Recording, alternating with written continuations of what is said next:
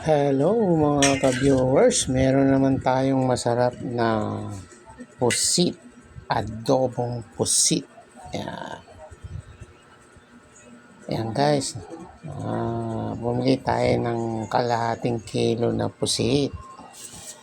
Yan.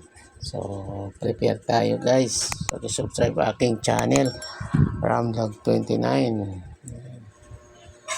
Yan guys, ang ating kalahating kilong pusit, adobong pusit. Simple lang ingredients yan. Kamatis, luya, sibuyas, pamienta, laurel.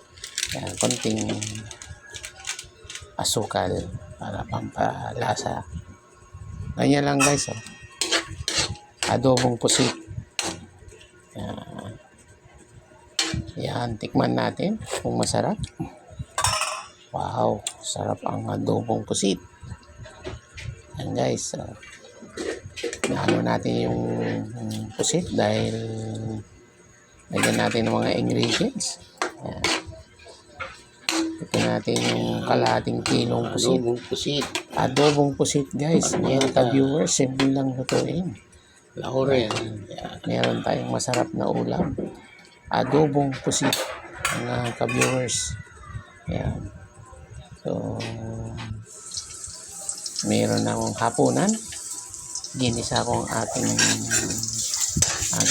pusit na binili sa palengke. Ito na yung mga ingredients niya.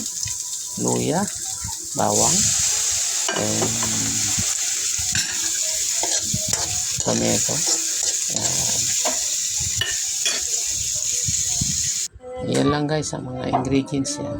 Yan guys ang mga ingredients ng adobong pusit. Pamienta, luya, bawang, kamatis, yan, pamienta, yan, laurel. Yan.